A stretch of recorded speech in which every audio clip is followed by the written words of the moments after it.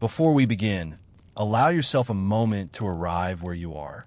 There is nothing you need to remember right now, nothing you need to prepare for, nothing that requires effort. If you're lying down, let your shoulders soften into the surface beneath you. If you're sitting, allow your breathing to slow, just slightly, without forcing it. This is Sleepy Historian, and tonight's story is not meant to hurry you anywhere. It is meant to move slowly, to stay calm, to remain steady, even if your attention drifts in and out. Tonight, you're not entering a palace, a city, or a place of warmth. You are stepping into high ground, cold ground, thin air, a place where night arrives early, stays long, and offers very little forgiveness. Long before modern clothing, before insulated walls, before dependable fire, there were people who lived in the mountains. Not briefly, not as explorers passing through, but as communities who returned, season after season, to elevations where cold was constant and shelter was uncertain. And they survived, not with roaring flames, not with cabins or tents, sometimes not even with walls. They survived without fire, and at times without shelter. This is not the kind of survival story that announces danger loudly. There are no sudden disasters here, no dramatic rescues. Instead, the danger is quiet. It waits patiently. It arrives each evening as the sun drops behind ridgelines and the temperature follows it down. It settles into the ground, the rocks, the air you breathe. If you were there, standing still as twilight deepened, you would feel it first in your feet. The cold traveling upward, slowly, steadily, without urgency. In the modern world, cold is an inconvenience, something you step away from, something you block out. But in these mountains, cold was not an enemy to defeat. It was a condition to live within. The people who lived here did not ask how to stay warm. They asked quieter questions. Where does the wind move at night? Where does cold air settle when the sun disappears? How long can the body remain still before heat begins to slip away? If you're listening closely, you may notice how different these questions feel.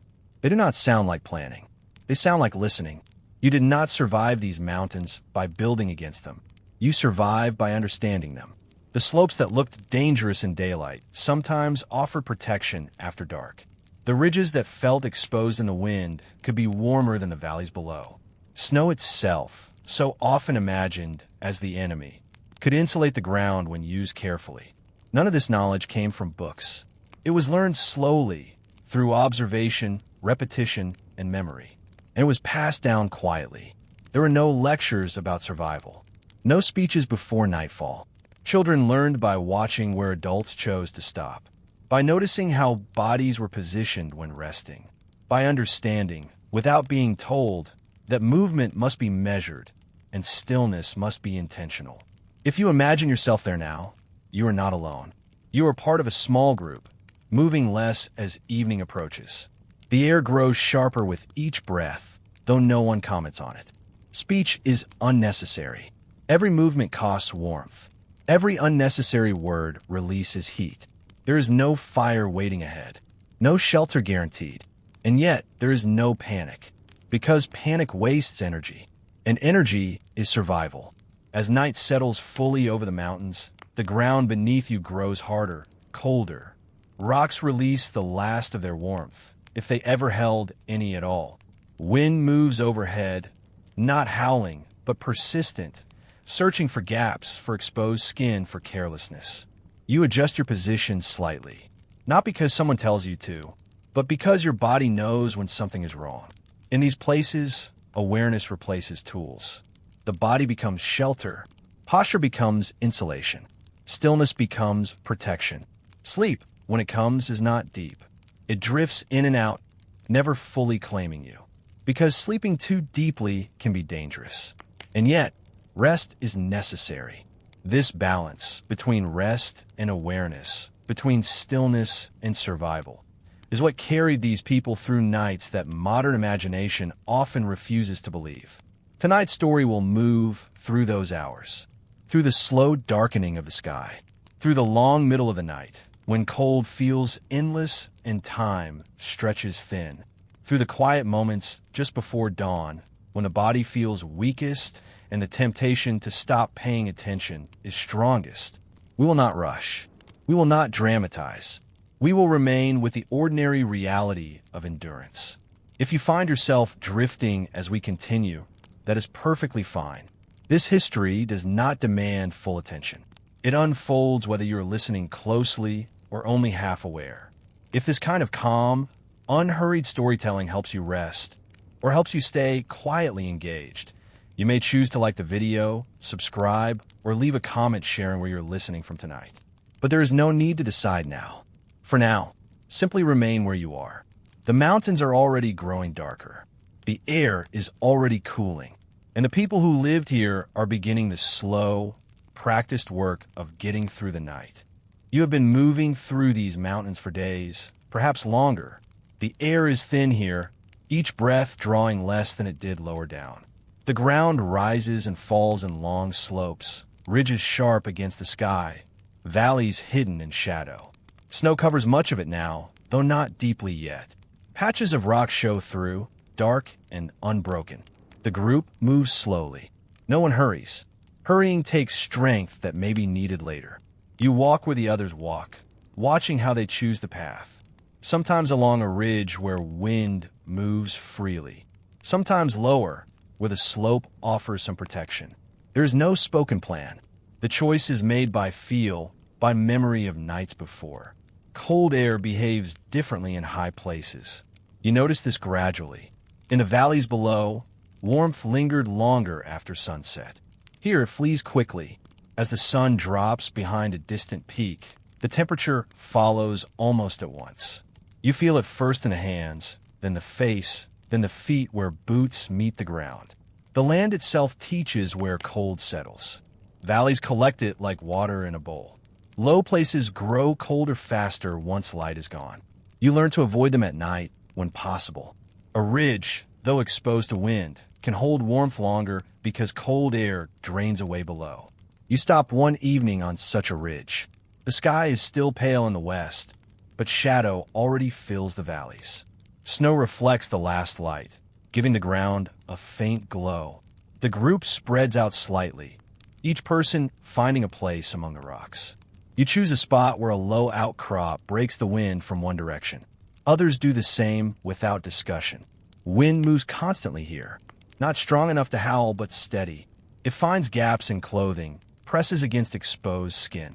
You turn your back to it when resting, letting the rock or another body block its path. The difference is small, but noticeable over hours. Snow on the ground is not deep yet. You can see the shape of the land beneath it, where it drifts, where it thins over rock. Drifts form in the lee of ridges, deeper there than on open slopes. You remember this for later. A drift can offer some insulation if used carefully.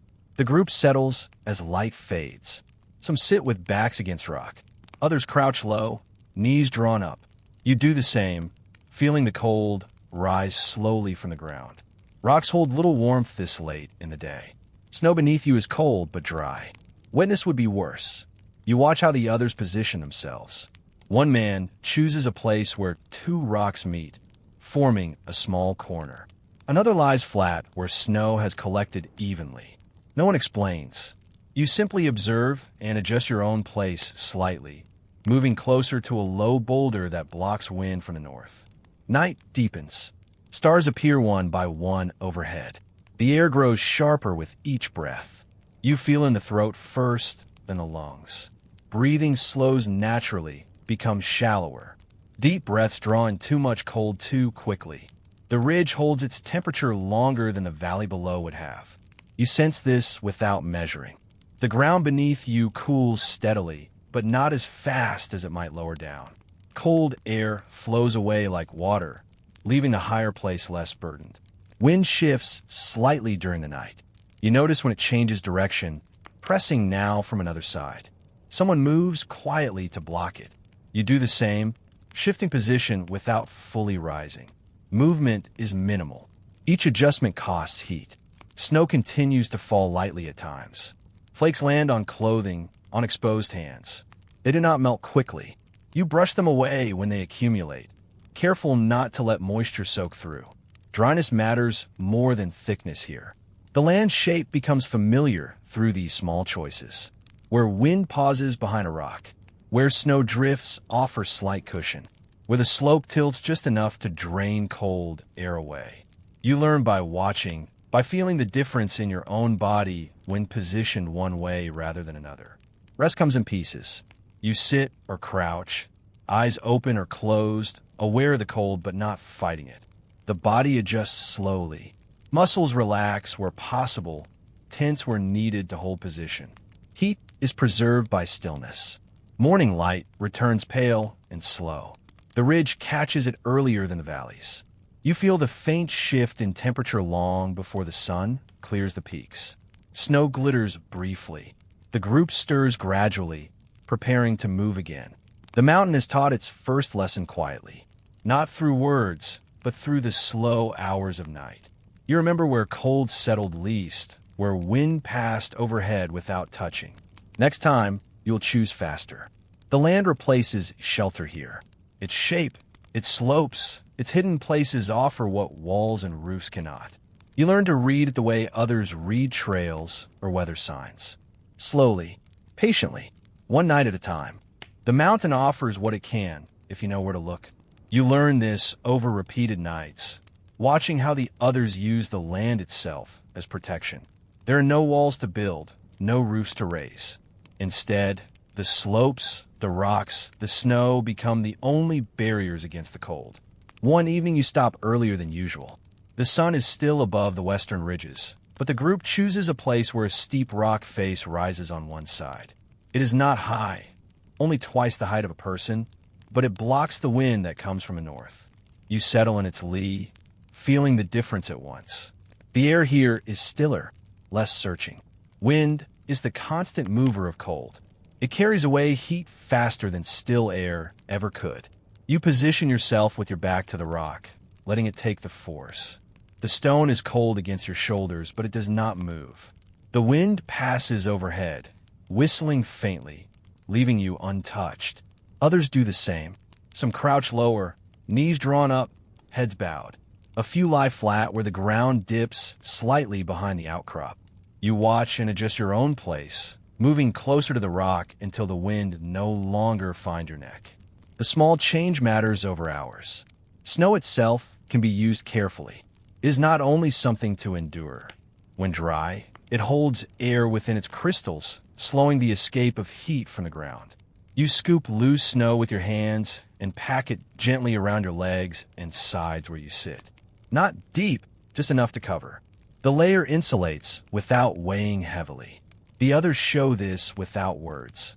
One man lies in a shallow depression and pulls snow over his lower body like a blanket. Another packs it against the rock beside him, forming a low wall. You follow, feeling the snow cold at first against your hands, then settling into a dull barrier. Heat from your body warms the space beneath slowly. Rock faces hold faint warmth longer if they have faced the sun during the day.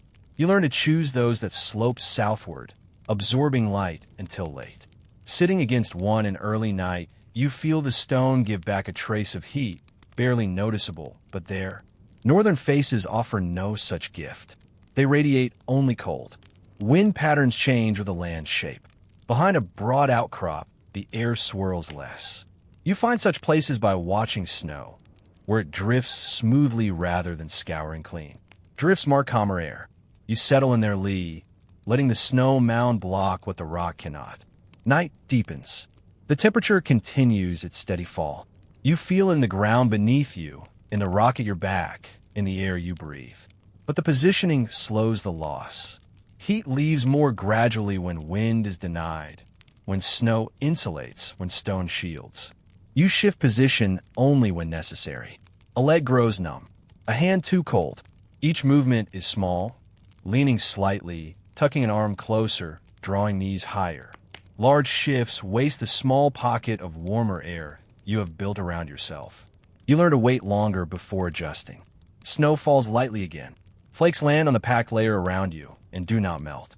They add to the insulation. You brush them from your face and hands, but let them cover the rest. Moisture is the danger. Wet snow would draw heat faster. This fall is dry, powdery. The group rests close, but not crowded. Enough space to move if needed. Close enough that wind passes above. You feel the faint warmth of another body nearby, carried on still air. No one touches unnecessarily. Touch can share heat, but also moisture. Cold settles into a steady presence. It is not sharper than before, only deeper. You accept it without struggle.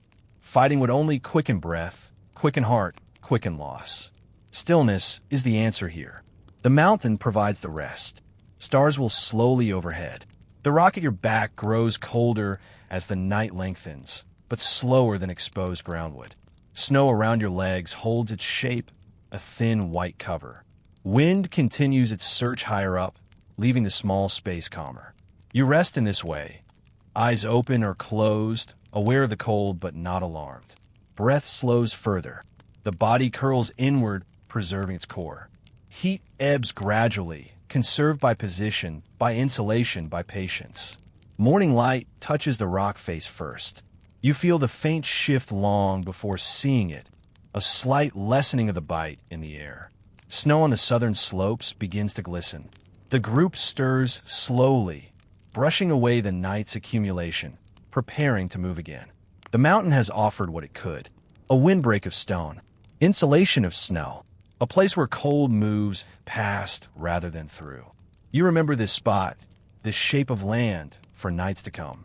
The land is used against the cold, not by changing it, but by placing yourself where its force is least. You learn this quietly, night after night, adjusting position, packing snow, choosing rock. Survival narrows to these small acts, repeated with care. Stillness becomes the strongest shield you have. You learn this not through instruction, but through the slow hours of night when every movement costs warmth you cannot replace. The mountain offers its shape, its rocks, its snow, but it is stillness that keeps what little heat the body holds. You settle into your chosen place as darkness deepens. The wind moves overhead, the cold settles around you, and you remain as motionless as the rock itself. At first, the body resists. Legs want to stretch. Hands want to rub together for warmth. The mind circles, urging small adjustments. You let these urges pass without acting. Movement wastes heat in two ways. It quickens breath and heart, burning energy that produces warmth only briefly. It also stirs the air around you, letting cold replace the faint pocket your body has warmed. You feel this clearly after any shift. Cold rushes in where stillness had held it back. The others show the same restraint. Someone nearby shifts, wants to ease a cramped leg, then holds the new position for hours. Another sits with knees drawn high, arms wrapped around them, head bowed, and does not move again until light returns. You watch in the dim starlight and follow their example. Resting without sleeping deeply is the balance you seek. Full sleep relaxes muscles too much, lets heat slip away faster. You drift instead, eyes closed or open, awareness light, ready to adjust if cold presses too hard. The body rests in pieces, a short doze, a slow breath, a quiet return to listening. Muscles learn to hold position without constant tension. You tighten them briefly to restore feeling, then loosen again, finding the place where effort is least. Shoulders drop slightly. Back settles against rock or snow. Hands tuck inside clothing or underarms. Each part finds its quiet. Cold enters slowly when you remain still. You feel in the feet first, a steady dulling. Then the legs, then the hands if exposed. Numbness spreads, but gradually. You accept it rather than fight. Fighting would mean movement, and movement would quicken the loss. Breath slows to match the stillness. Deep breaths draw in too much cold air, chill the throat and chest. Shallow, steady breathing preserves the small warmth inside. You feel your chest rise and fall gently, barely moving the clothing around you. Visible breath rises and freezes on the edge of any covering. Snow falls at times, light and dry. It lands on shoulders, on knees, on the ground beside you. You do not brush it away unless it accumulates heavily. The layer adds insulation, trapping still air. Frost forms on exposed cloth, on hair, on eyelashes. It becomes part of the quiet covering. The mind quiets with the body. Thoughts come slower, simpler. No planning far ahead. No remembering warmer places too vividly. Only the present. The feel of rock at your back. The weight of snow on your legs. The slow passage of stars overhead. Attention rests on these small things. Time stretches when movement stops. An hour feels longer without markers. No tending fire. No shifting wood. No walking to check supplies. You mark it instead by the cold's progress. How far numbness has traveled. How stiff joints have grown. How shallow breath has become. Some nights the cold deepens further. Wind pauses, letting frost form thicker. The air itself seems heavier. You feel the body's core cool slightly, a quiet warning. Still you hold position, trusting stillness to slow the loss. Adjustment comes only when necessary. A small tuck of hand, a slight draw of knee. Rest comes in shallow waves. You drift near sleep, awareness thinning, then surface again as cold reminds you. The cycle repeats without urgency. Each brief, rest restores a fraction, enough to carry through until light. The group holds the same stillness. Breathing around you is slow, even. No one stirs unnecessarily. Closeness shares faint warmth without movement. Bodies near enough that heat passes on still air. Silence is complete, broken only by wind far above or the soft settle of snow. Muscles ache from holding position, but the ache is steady, bearable. You loosen them slowly when possible, tightening again only to shift blood. The body learns this rhythm. Hold, loosen briefly, hold again. Effort measured against the long night. Dawn approaches without announcement. The cold reaches its deepest just before light. Numbness is complete in hands and feet. Breath is shallowest then. You wait through it, motionless, trusting the sun's return though it feels distant. Light touches the highest peaks first. You feel the faint shift long before seeing it, a slight lessening of the bite. The group begins to stir gradually, muscles loosening, hands rubbing slowly to restore feeling. Movement returns carefully, strength conserved through the night.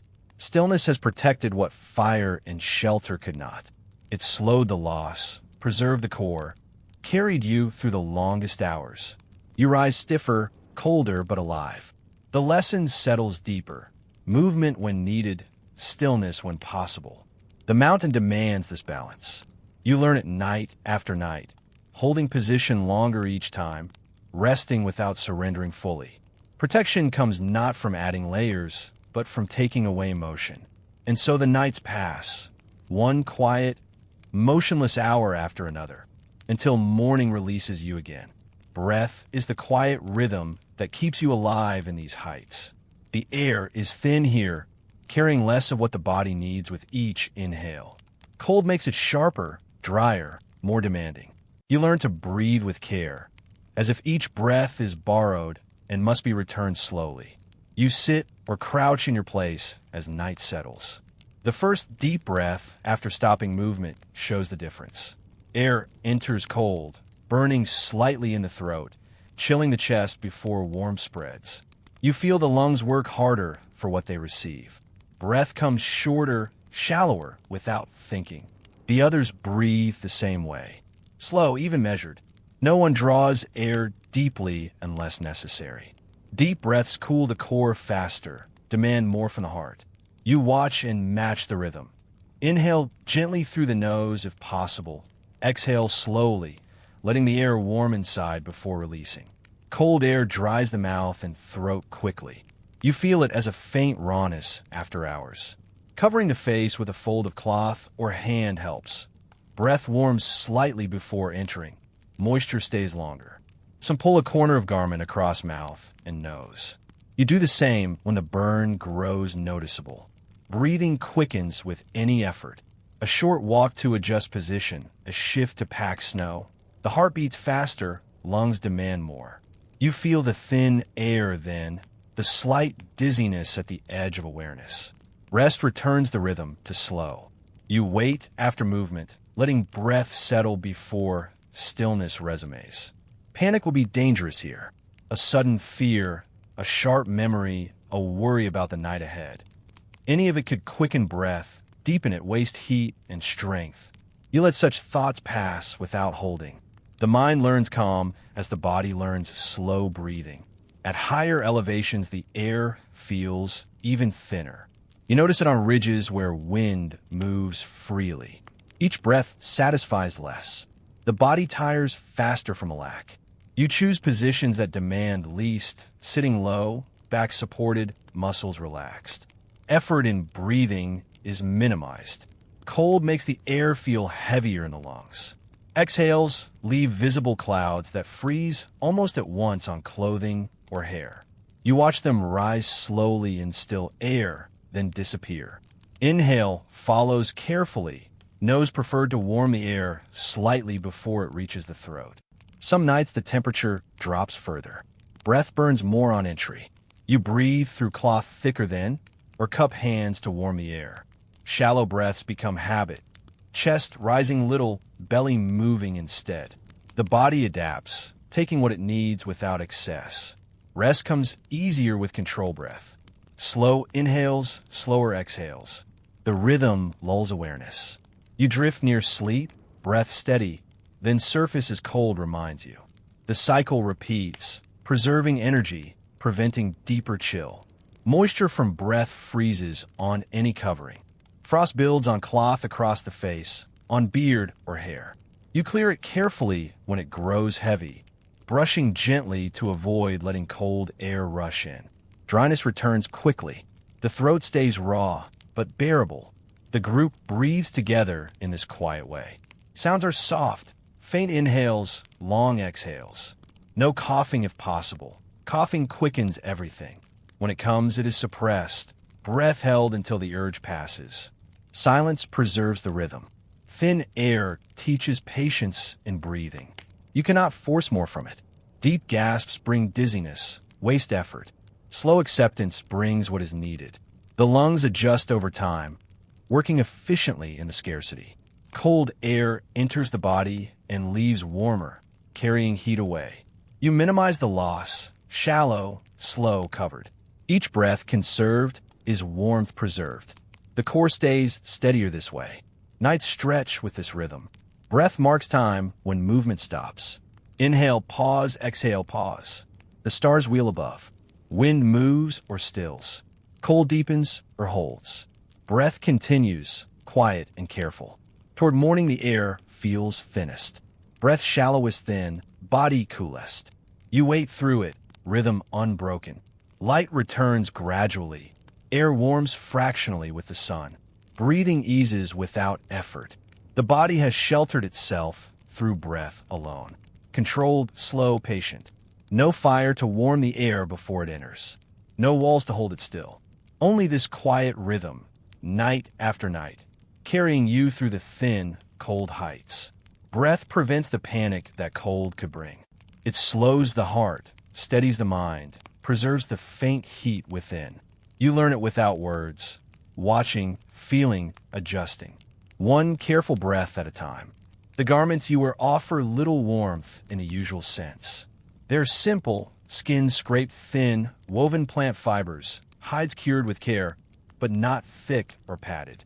Insulation comes less from the cloth itself than from how it is used, how it is kept, and how the body moves beneath it. You settle into your resting place and adjust the layers slowly. The outer skin covers most of the body, tied loosely at waist and shoulders.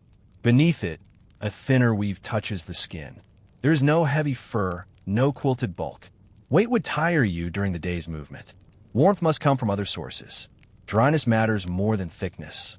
Wet clothing draws heat away faster than cold air alone. You learn this when snow melts against the skin or breath condenses inside a fold. Moisture chills quickly at these heights. You brush away flakes before they melt, shake off accumulation when rising. Keep movement low to avoid sweat. The others handle their garments the same way. One man loosens a tie to let air circulate briefly, then tightens again to trap what warmth the body gives. Another turns the outer layer inside out when frost builds heavily. No one adds more than necessary. Extra weight costs strength. Clothing traps air when worn properly. You pull the outer skin close, but not tight, leaving space for still air to warm against the body.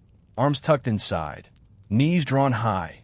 The posture itself creates pockets. Breath directed downward warms the chest layer before escaping. Wind finds gaps easily. You close them carefully, overlapping edges at the neck, tucking lower hems under legs, covering hands with sleeves or the opposite arm. Small adjustments seal the garment against searching air. The difference is felt over hours. Some nights the cold penetrates anyway. Fabric stiffens with frost, grows brittle. You feel it against the skin, cold transferred steadily. Movement to warm would waste more than it gains. You accept the chill, letting numbness spread slowly rather than fight it. Garments are minimal for reason. Thick layers tire the body during travel. Heat built in movement would soak them with moisture, freezing later. Thin, loose coverings allow sweat to dry. Keep weight low, let the body breathe. Warmth is preserved by stillness, not bulk. You watch how others layer what little they have. A hide across the shoulders for the one most exposed to wind. A woven band wrapped around the middle to hold heat in the core. You adjust your own similarly, using what is at hand, a spare strip of skin, a fold of fiber. Frost forms on the outer surface overnight. Breath freezes where it escapes. Snow settles and hardens. By morning, the garment is stiff, heavy with ice. You loosen it carefully when light returns, shaking gently to remove the weight. Skin beneath stays drier this way. Wetness from melt is the greater danger. When the faint sun touches southern slopes, snow on clothing begins to soften. You turn away from direct light, if possible, or brush it off before it soaks through. Once wet, the layer becomes a conductor rather than barrier. The body learns to warm the garment itself. Core heat radiates slowly outward, thawing frost from inside. You feel it as a faint dampness at first, then dryness returning as moisture evaporates in the thin air. The process takes hours of stillness. Hands and feet receive least protection. Coverings there are thin, wrapped hides or woven cords. Numbness comes fastest. You tuck hands under arms or inside the main layer, feet beneath legs. The garment's looseness allows this curling. Clothing without warmth teaches reliance on the body's own heat. It holds what is produced, blocks what it can, but adds little. You feel the difference clearly. Exposed skin chills almost at once. Covered skin cools steadily, but slower. The group shares this minimal covering. No one has more than another. What is spare is used for the weakest or youngest. You pass a strip of hide when someone's tears from wear. Acceptance is quiet. Nights stretch with the garment stiff around you. Breath warms small spaces inside. Frost builds outside. The fabric becomes part of the cold, yet still serves, trapping air, blocking wind, holding posture. Morning brings slow loosening. You shake frost away, retie loosely for movement. The garment thaws against the body as travel begins. Dryness returns with effort. Clothing offers no warmth of its own. It borrows from the body, preserves what little is made, shields against loss. You learn to ask less of it. Dryness, looseness, careful sealing. Warmth comes from within, guarded by layers that weigh almost nothing. The body shelters itself through cloth used wisely. Minimal dry adjusted. Night after night, the garment stiffens and softens with the cold, holding you through until light. Warmth comes from closeness when there is no fire. You learn this as the nights deepen and the cold presses harder. Alone, the body holds its heat for a time, but slowly loses it to the ground, the air, the wind. Together, the loss is slower. Heat passes between bodies on still air, shared without effort. The group settles near one another as darkness falls. Not crowded. Space remains for movement, if needed, but close enough that warmth drifts from one to another. You choose a place beside someone already resting, feeling the faint difference at once. The air between is less cold, carrying a trace of another's heat. No one speaks of it. Closeness is practical, understood. Bodies draw together naturally as temperature drops. Shoulders touch lightly, backs align, legs curl in the same direction. The arrangement forms without planning. One person here, another there, until the small circle holds its own faint warmth. You feel the shared heat gradually. It is not strong, only a slight lessening of the chill on one side. The body facing another cools slower. Breath from nearby warms the air briefly. Over hours, the difference grows noticeable. Core temperature holds steadier. Silence supports the sharing. Words would quicken breath, stir air, waste warmth. The group rests quietly, breathing slow and even. Sounds are minimal, faint shifts for comfort, the soft brush of garment against garment. Cooperation is wordless, complete. Wind passes above the clustered bodies more easily. Lower to the ground, heads bowed, the shape offers less for air to catch. You curl toward the center when possible, letting outer bodies block the searching cold. Those on the edge accept greater chill for the group's sake. Snow accumulates evenly around and sometimes over the lower legs. The layer insulates the shared space beneath. Heat rising from several bodies warms the small pocket longer. You feel it as a faint stuffiness under the garments, a contrast to the sharp air above. Children or weaker ones are placed toward the middle when present. Their smaller bodies lose heat faster. You make room without discussion, shifting slightly to enclose them. Warmth flows outward from stronger frames, inward to those who need it. Rest comes in the same shallow way. Awareness drifts, helped by the steadier temperature. You surface less often to adjust position. The shared heat reduces the need. Sleep fragments remain light, ready to respond if cold presses too hard on the group. Some nights the cold deepens despite closeness. Numbness spreads from edges inward. You draw tighter then, shoulders pressing, knees aligning. The contact is not embrace, only practical overlap. Heat passes through thin layers, slow but steady. Moisture from breath settles in the shared air. Frost forms on outer garments thicker where bodies meet. You clear it carefully when waking, avoiding disturbance. Dryness is preserved together, as alone it could not be. The group's shape changes slightly through the night. Someone shifts to ease ache. Another follows to maintain closeness.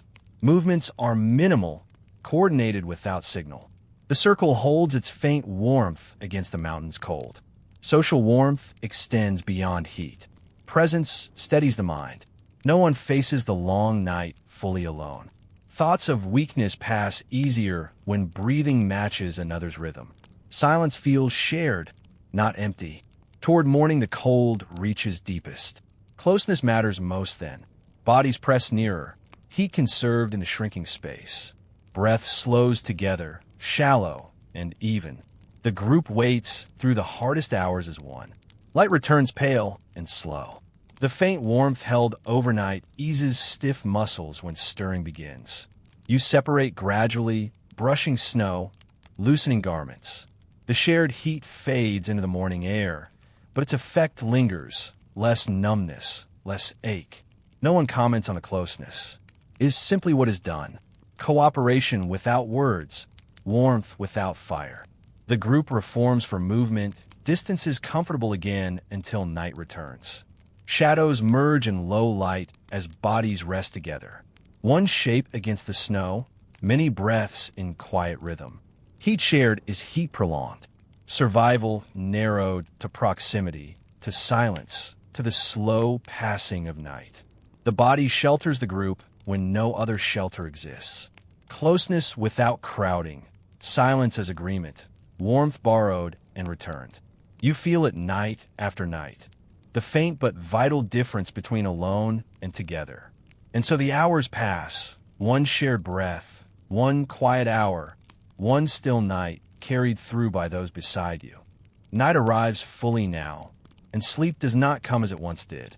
The cold demands awareness, even in rest. You settle into the group's quiet circle, body curled, breath slow, but the mind stays light on the surface.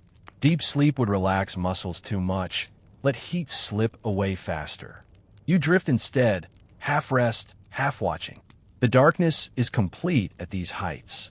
Stars spread overhead, sharp and countless, but give no warmth.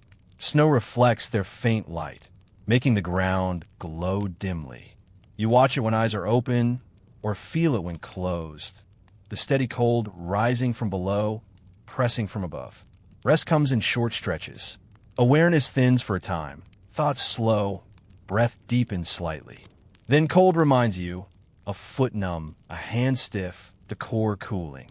You surface gently, adjust position minimally, drift again. The cycle repeats through the long hours. Full sleep is dangerous here. The body surrendered completely might not stir when heat falls too low. You feel the pull of it, tiredness heavy after the day's movement, eyelids wanting to stay closed. But awareness holds, light and patient, ready to respond. The group rests the same way. Breathing around you is even but shallow, no deep rhythms of true sleep. Someone shifts occasionally, a quiet rustle in the dark. Another exhales longer, then returns to steady breath. No one sinks fully. The shared watchfulness protects without words. Cold deepens gradually. You mark its progress in the body. Numbness spreading from edges inward, joints stiffening, breath shallower. Each surfacing brings the same quiet check. Am I still warm enough? The answer comes slowly, accepted without alarm. Time stretches without markers. No fire to tend, no wood to add, no light to watch burn low. Only the stars wheeling slowly, the wind moving or stilling, the faint sounds of snow settling. Hours feel endless, yet pass unnoticed in a drift. Half-rest restores in small measures. A short doze eases the mind's tiredness. Muscles relax briefly without losing tone. Strength gathers in fragments, enough to carry through until dawn. You feel it as a faint steadiness returning before the next surfacing. Awareness drifts in and out like breath itself. Thoughts come simpler, where wind touches, where numbness has reached, how the body beside you breathes. No farm memories, no plans for morning. Only this hour, this cold, this quiet holding on. Some nights the cold presses harder. A clear sky lets heat escape faster. Frost thickens on garments, on hair. Breath freezes heavier. You surface more often than adjusting closeness, tucking limbs tighter. The group draws nearer without signal, warmth shared in the harder hours. Danger lies in sleeping too deeply. The body might not wake when cold reaches the core. You feel the temptation strongest toward the middle of night when tiredness peaks. Awareness clings lighter then, but clings still. A quiet reminder, breath, position, shared heat. Snow falls lightly at times. It covers shoulders, knees, the ground between. You feel the added weight, the extra insulation. No need to brush it away. The layer helps hold what warmth remains.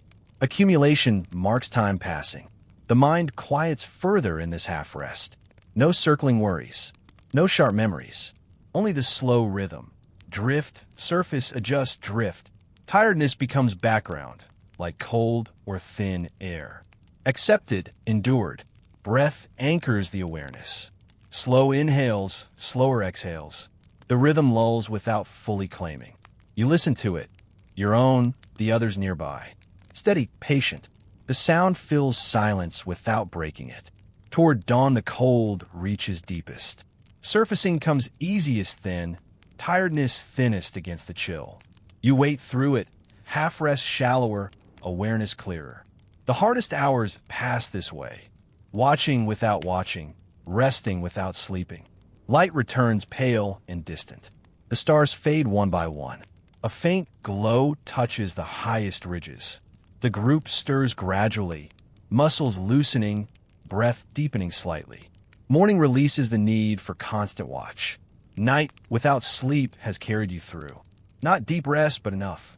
Awareness drifting in and out, holding the balance between restoration and survival. The body endures lighter for it. Less heat lost, less strength spent. The long darkness passes one half-rest at a time. No surrender to full sleep. Only this quiet, patient drifting, night after night, until light returns again. Cold settles into a steady presence now. It is no longer sharp or surprising. You feel it constantly, the dull numbness in hands and feet, the steady chill along the skin, the faint ache in joints, but has become background like breath or the thin air itself. You rest in the group's quiet circle, body curled, garments frosted. The temperature has fallen further tonight, yet the bite is familiar. Numbness spreads as always, but without alarm. The body accepts it, adjusts around it. Heat preserves itself in the core, letting edges go cold without protest. The others show the same acceptance. Faces calm in the starlight, eyes closed or open, breathing slow. No one shifts often to fight the chill.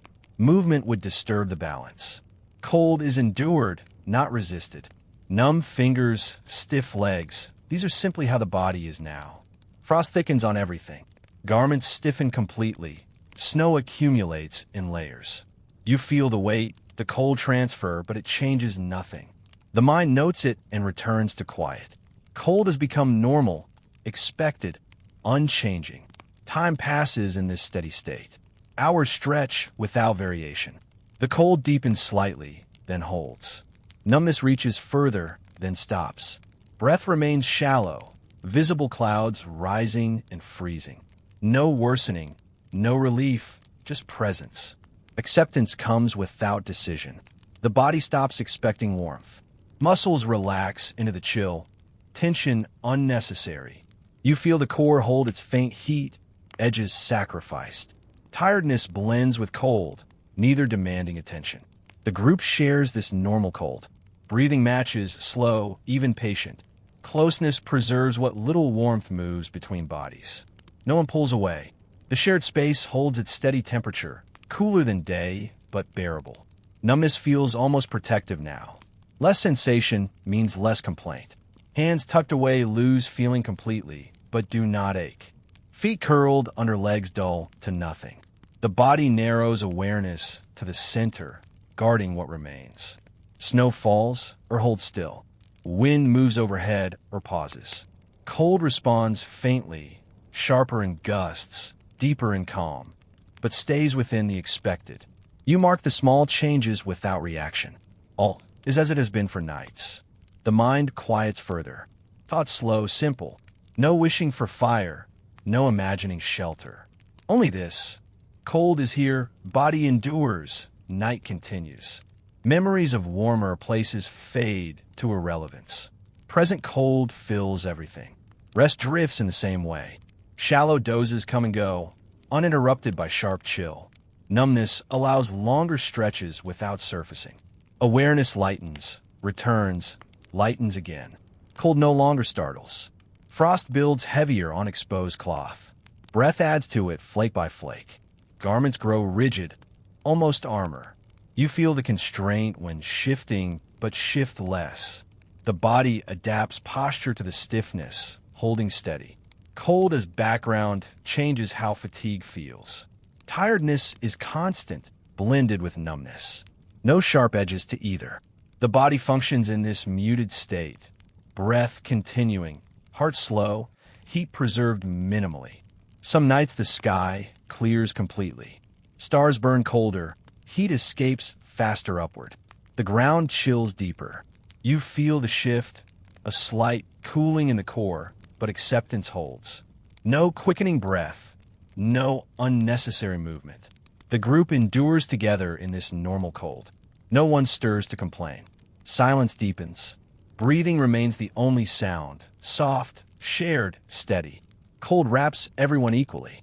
Numbness extends to the face at times. Cheeks dull, nose loses feeling. Breath directed under cloth warms less effectively. Frost forms thicker there. You clear it occasionally, slowly, then return to stillness. Time loses edges. 1 hour blends into the next. Cold marks no progress. Always present, always the same. Dawn feels distant, yet inevitable. You wait without impatience, body settled into its cold balance. The mind rests easier in this state. No fighting means no extra tiredness. Thoughts drift on the surface. Cold here, numbness there, breath continuing. Nothing demands response. Toward morning the cold holds its depth longest. The body coolest thin, numbness complete. Yet normalcy persists. No crisis, No urgency. Only waiting, quiet and patient, for light's faint return. Cold has become the constant condition. Not enemy, not surprise. Simply what is. The body lives within it, narrowed, preserved, enduring. Night after night, the same steady chill, accepted without question. And so the hours continue. One numb breath, one quiet acceptance, one still night blending into the cold that is always there. Morning light touches the highest ridges first. You feel the faint shift long before seeing it. The cold no longer deepening, the air holding steady. The group stirs slowly, muscles loosening, breath deepening slightly. But some do not stir. You notice it gradually. The breathing beside you has slowed through the night, grown shallower, then quiet. No one comments at first. The absence is felt before it is named. A space that was occupied remains still. Blankets stay as they settled hours ago. Cold works patiently. It takes what it can over the long hours, drawing heat away until the body can no longer hold it. Some reach that point before light returns. Morning does not come for everyone. The group adjusts without words. Someone brushes snow from the still form, straightens a garment frozen stiff. No hurry, no alarm. The mountains have claimed what they will. Acceptance is quiet, practiced. You feel the change in the shared warmth. The circle is smaller now, heatless. Closeness draws tighter among those who rise. The faint pocket held overnight cools faster. Strength must be measured again for the day ahead. Frost covers everything equally, moving and unmoving. Breath no longer rises from one place. The snow has accumulated the same. Nothing marks the difference except stillness that does not end. The body thins over many nights. Reserves burn low. Cold claims more each time. Some hold longer through closeness, through stillness, through slow breath. Others reach the edge sooner. No blame, no surprise, only the quiet fact. You rise carefully, joints stiff, numbness slow to leave.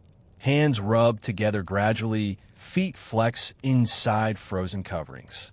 The group prepares to move, fewer now. Portions will stretch farther, though no one speaks of it yet. Snow is brushed away from the place where morning did not arrive. The form is left under a thin layer, or moved to a crevice if strength allows. The mountain keeps its own. Return will not happen. The trail continues without looking back. Cold as background makes the loss feel ordinary. It has been present every night, working steadily. When it claims someone, it is only the end of a process already underway. No sudden event, only continuation. The mind notes the absence and returns to the present. Breath slows again for movement. Posture adjusts for the day's travel. Tiredness remains, blended with cold, with thinner reserves. Survival narrows further for those who remain. Some nights claim more than one. The group wakes smaller, silence deeper. Closeness becomes vital for the fewer bodies. Heat shared stretches thinner, but shared still. The rhythm holds, rest lightly, endure quietly, wait for light. No stories are told about those who did not rise. No markers left. Memory carries them briefly, how they position themselves, how they breathe through the hours. Then attention returns to the living, to the cold that is still here. The mountains take without announcement. Cold works through the nights, patient and steady. Some bodies hold longer, some less. Morning reveals what the darkness decided. You feel your own reserves day by day. Thinner, slower to restore. Numbness lingers longer each dawn.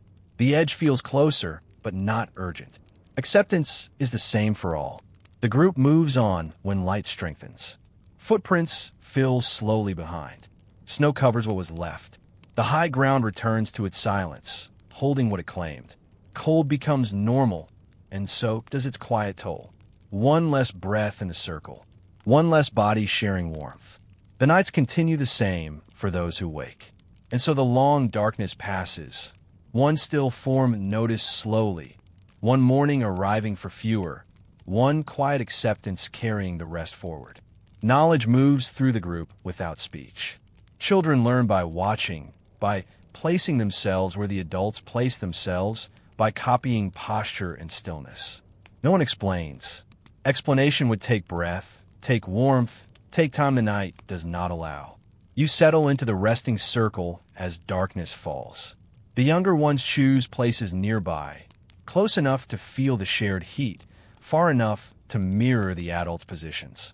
They watch how you curl knees, tuck hands, turn back to wind. Then they do the same, slowly, carefully. The lesson begins with position. A child shifts closer to a rock outcrop, seeing how it blocks the searching air. No correction comes, only quiet observation. Next night, the same child chooses better without prompting. The body remembers what words would waste. Posture teaches itself. Adults sit low, back supported or rounded, heads bowed to preserve warmth at the core. Children imitate, knees drawn high, arms wrapped around legs. Small adjustments come through trial. Too high, and wind finds a neck. Too low, and cold rises faster from ground. Stillness is learned the same way. An adult holds position long after discomfort begins. A child nearby fidgets at first, then notices the difference. Movement lets cold in quicker. Fidgeting slows, stops. The night rewards patience with slower loss. Breath control passes silently. Adults breathe shallow and even, covering mouth when burn grows sharp. Children watch the rise and fall of chests, the faint clouds forming and freezing. They match the rhythm without being shown, lungs adapting to thin, cold air. Closeness is understood by example. Adults draw together as temperature drops, shoulders touching lightly, bodies aligned. Younger ones move into the gaps, feeling the faint warmth shared. No invitation spoken, only space made quietly. Snow use is copied directly. An adult packs dry, flakes around legs for insulation. A child nearby scoops with small hands, patting gently, learning thickness by feel. Too much weighs, too little protects poorly. Balance comes through watching outcomes. Frost management teaches caution. Adults brush accumulation only when heavy, avoiding moisture. Children see the stiff garments in mourning, the slow shaking away of ice. They brush less often, letting layers build for insulation. The group includes all ages when possible. Elders position themselves where wind is least, strength conserved. Children near the center, heat borrowed from stronger bodies. Everyone learns roles by placement.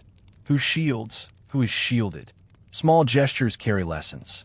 An adult tucks a loose edge of garment on a child without pausing rest. The child feels the difference, less cold at the neck, and tucks their own edges next time. No thanks, no instruction, only repetition. Night after night, the teaching continues.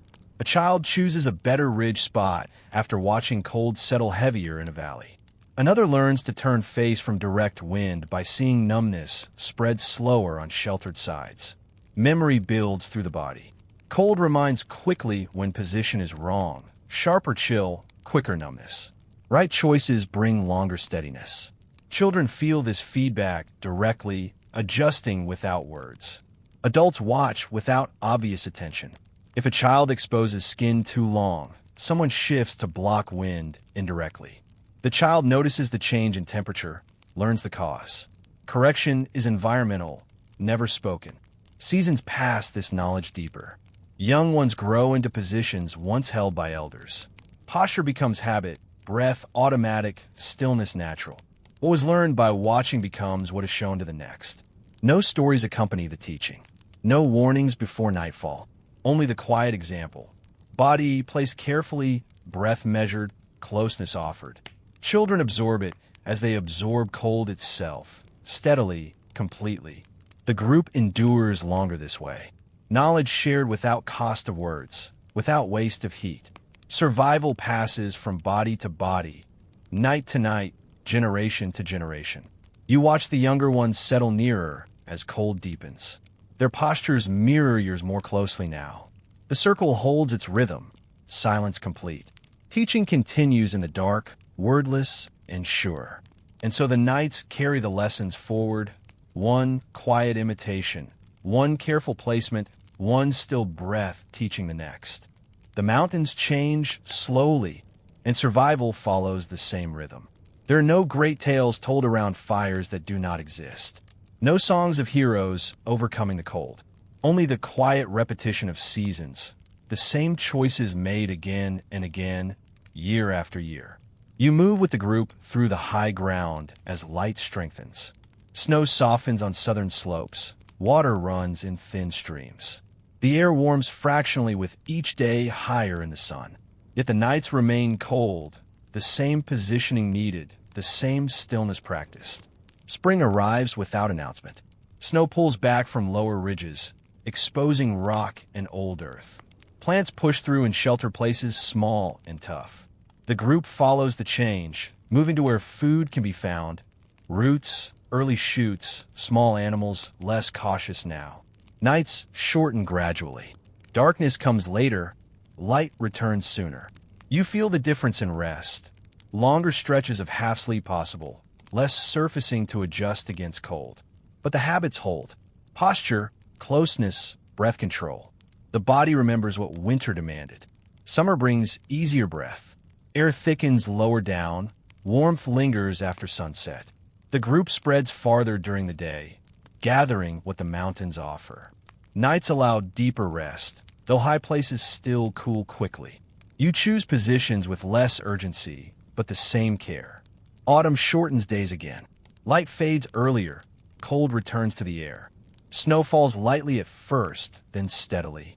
The group moves higher or lower with the change, following paths worn by seasons before. Knowledge guides without words. Where to stop, where cold will settle. Winter closes and once more. The cycle repeats. Snow deepens, wind sharpens, nights lengthen. You settle into the familiar circle, body curling, breath slowing. The same ridges, the same rocks, the same quiet choices. Cold becomes normal again, as it always does. No stories mark the turning. No one recounts last winter's hardest nights or celebrates spring's arrival. The seasons are practice, not events. Survival is repetition, position chosen, stillness held, warmth shared. Year after year, the same. Children grow into the rhythm. What they learn by watching becomes what they do without thinking. Posture automatic, breath measured, closeness natural. They teach the next by example, as they were taught. The knowledge lives in bodies, not words. The mountains remain unchanged. Peaks hold snow longer. Valleys warm sooner. Wind follows the same paths. The group moves within this pattern, adjusting slightly each season, but always returning to the practiced ways. Food varies with the cycle. Scarce in deep winter, gathered in summer, stored when possible. The body thins and strengthens with the same turning. Reserves build in easier months, burn in hard ones. No surprise, only continuation. Nights in every season carry the same quiet lessons. Even in warmer months, high ground cools. Stillness preserves energy, closeness shares warmth, breath stays controlled. The habits do not fade. They are the survival, repeated. The group changes slowly. Elders no longer rise one winter. Younger ones take outer positions, shielding smaller bodies. The circle reshapes, but the rhythm holds. Knowledge passes in the placement, in the posture, in the silence. No myths grow around the seasons. No tales of great endurance or clever triumph. Only the ordinary fact. Winter comes, cold returns, nights lengthen, and the practiced ways carry through again. You feel the turning in your own body. Joints stiffer after many cycles, breath slower to recover in thin air. Yet the choices remain sure. Ridge over valley, rock against wind, closeness and cold. Repetition has made them part of you. The mountains teach the same lessons each year. Snow covers, then retreats. Wind moves, then stills. Cold deepens, then eases. The group endures by repeating what worked before, adjusting only slightly, quietly. Seasons pass without celebration or lament. Only the steady practice, night after night, year after year. Survival is the repetition itself, not the story told about it. The high ground holds its rhythm. You move within it, body remembering what mind no longer questions. Cold comes, warmth returns, cold comes again. The quiet ways endure through all of it. And so the cycles continue, One practice night, one familiar season, one silent repetition carrying the group forward. Fire was not always possible, and the group lived with that fact. Wood is scarce in the highest places, trees thin or absent, branches wind-twisted and slow to grow. What little lies on the ground is often buried under snow or frozen hard. Gathering it costs strength that cold nights do not return. You settle into the resting place, knowing there will be no flames tonight. The air is dry, the wind steady. Even if wood were near, lighting it would demand effort. Scraping bark, searching for dry fragments, coaxing spark from stone or friction. Success is uncertain, failure common. Wind tears across open ridges. A small flame would bend and die before catching fully. Sparks scatter, lost in snow. Smoke rises and betrays position to colder air rushing in. Many nights the wind alone makes fire impossible, driving away what little heat it might give. Snow covers what fuel exists. Drifts hide fallen branches, bury dead scrub. Digging them out takes movement, breath, warmth spent for uncertain gain. Wet wood hisses and smokes, giving little flame. Dryness is rare above certain heights. Sparks fail, often in thin air. Friction between wood or stone produces heat slower, fainter. Breath quickens with effort. Lungs burn from cold intake. Hands numb before spark catches tinder. Many attempts end with nothing but tiredness added to the night. Smoke brings its own danger. In still valleys it hangs low, filling lungs, stinging eyes. On ridges wind carries it away, but also carries heat. The small warmth fire offers is lost upward faster than it spreads. The body gains little for the wood burned. Risk of notice weighs quietly. Flame seen from distance draws others, those who might take what little the group has. Smoke lingers in daylight, marking place. In high ground where paths are few, visibility matters. Fire is avoided when strangers might pass. Wood must be carried sometimes when moving higher. Weight tires the body during the day, slows travel, costs breath in thin air. What is carried is saved for lower places, easier nights. High up, the group accepts darkness. Cold itself makes starting difficult. Hands stiff, fingers slow to work tinder. Breath freezes on materials, dampening what was dry. The very condition fire would ease prevents its birth. Nights too cold for flame are endured without it. The group knows when fire might work and when it will not. Lower slopes with scrub and shelter allow small blazes on calmer evenings. High ridges, open plateaus, windy passes, fire is left unattempted. Choice is made quietly by not beginning. Children learn this absence early. They watch adults settle without gathering wood, without scraping spark. No explanation, only the repeated nights without flame. The body adjusts to cold without expecting warmth from fire. Some nights conditions allow attempt. Dry wood found lower and carried up, wind paused, snow not falling. Spark catches, small flame grows. Warmth spreads briefly. Hands held close, faces turned toward light. But such nights are few. Most pass in darkness. Flame uses air the body needs. In thin heights it burns faster, consumes what little is there. Breath around it feels shorter. Many choose darkness over the faint gain, preserving strength for morning. Smoke stings eyes, fills throat, lingers in garments. Morning brings rawness, coughing. The cost lasts longer than the warmth. High cold nights favor clear lungs over brief heat. The mountains offer little fuel freely. What grows is twisted, sparse, slow to replace. Taking it leaves less for return journeys.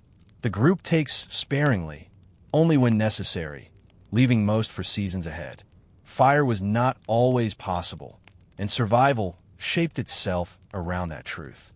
Warmth came from position, from closeness, from stillness. Flame, when it came, was rare gift, not expectation. Most nights the darkness was accepted, endured, passed through. You rest in that darkness now. No glow on faces, no crackle in silence. Only breath, slow and shared, cold steady around you. The absence of fire normal, practiced, quiet.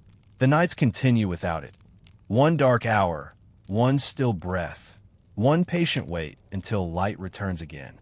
The high mountains stand distant now. Snow still crowns the peaks. Wind still moves across the ridges. Cold still settles into the ground each night. But you are here, far from that thin air, that patient darkness. The room around you holds warmth without effort. It rises steadily, evenly, asking nothing in return. No need to choose a ridge over a valley. No need to pack snow for insulation. No need to draw bodies close for shared heat. Warmth is simply present, constant, ordinary. Light stays as long as you wish. It comes at the touch of a finger, lingers without watching, fades only when you choose. No waiting for faint dawn on frozen horizons. No measuring time by the slow wheel of stars. Light is yours to command. Shelter surrounds you without thought. Walls hold heat, roofs block wind, floors offer softness. No curling against rock. No accepting frost on garments. No listening for the search of cold through gaps. Shelter is complete, quiet, certain. Breath moves easily here. Air thick and warm fills the lungs without burn, without visible clouds freezing on the edge of cloth. No shallow rhythm to preserve warmth. No covering mouth against sharpness. Breath is deep when it wishes, unnoticed when it is not. Clothing rests light on the body. Soft fabrics chosen for comfort, not survival. No stiff hides thawed slowly against skin. No minimal layers trapping only what heat the body can give. Garments add warmth rather than borrow it. Sleep comes whole tonight. No half rest. No light awareness guarding against deeper chill. The body relaxes fully. Muscles loosen without fear of loss. Mind drifts without surfacing. Rest restores completely. Morning arrives without ache. Food waits in quiet plenty. No measured portions stretched across long nights. No hunger as steady background. What the body needs is there, taken without calculation, enjoyed without haste. Fullness is possible, ordinary. All of it feels usual now. The steady warmth, the certain light, the complete shelter. Yet memory brings the contrast gently. The nights without fire, the positioning against wind, the stillness that preserved life. The quiet knowledge that carried people through cold no modern body would accept. They did not conquer the mountains. They lived within them, asking little, enduring much. Survival was ordinary there too. Repetition of small choices, season after season. No triumph announced, only continuation. You can release the memory now. There is no need to hold the cold, the numbness, the careful breath. Let shoulders soften fully. Let breath deepen without measure. Let the body rest in the warmth it no longer has to earn. The high ground keeps its silence. Snow falls and melts there still. Wind moves across ridges. But here, the air is still and warm. The darkness is safe. The night asks nothing of you. If these long, slow journeys into older ways of enduring have helped fill the quiet hours, or helped you drift when sleep called, you may choose to return a sleepy historian whenever the night feels long. A subscription or a like is appreciated, though never required. For now, simply remain where you are. The room holds its warmth. The light softens if you wish. Morning is distant and gentle. Good night.